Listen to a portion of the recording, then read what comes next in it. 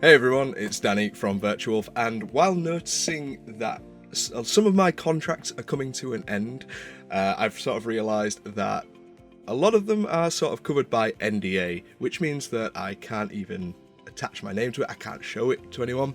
So, you know what, I thought that I would document some of the stuff that we're going to create and just sort of pad things out a little bit. And to kick things off today, we are going to do a reimagining of the Pokemon Tower from Lavender Town.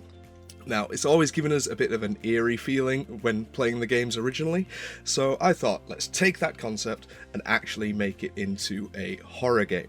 Now, full disclosure before we begin, I will not be releasing this game in any sense because I will be working with IPs that I do not own, specifically things from Pokemon, obviously.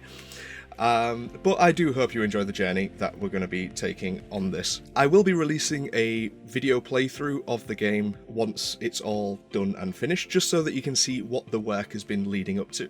So, right, let's get into it. So, because I'm wanting to give this game a true horror feel, I thought the best way to go about this is by using the high definition render pipeline. But I've never used that before.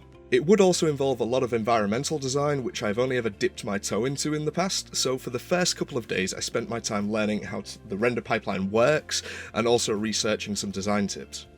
Once I felt a bit confident, I thought it was time to start development by creating the terrain, laying down the base texture, and adding in a tower model that I felt close enough to the Pokemon Tower, creating a global volume and changing the HDRI sky just to a more suitable choice among other things, and then tweaking the lighting just to try and match things up.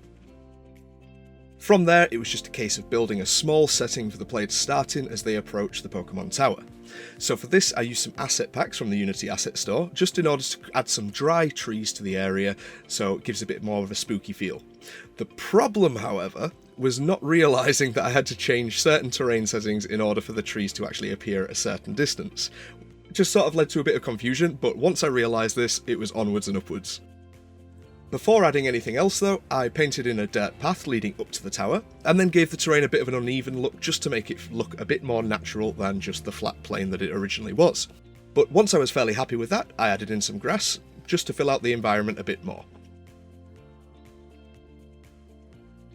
Once I felt the terrain was populated enough, I took the camera and attached it to an empty object that would act as our player, gave it a character controller and some basic movement and camera control scripts that I'd made previously, and then just created some temporary objects just to fill out the missing fields. I'm still figuring out whether or not I need to make a state machine for this character, as turning off one script when needed would sort of be manageable without the need for states, but we'll actually see what happens. But for now, this is good enough for the time being. Now, entering play mode. I was expecting a little more than what I got, but I'll just let my reaction at the time speak for itself.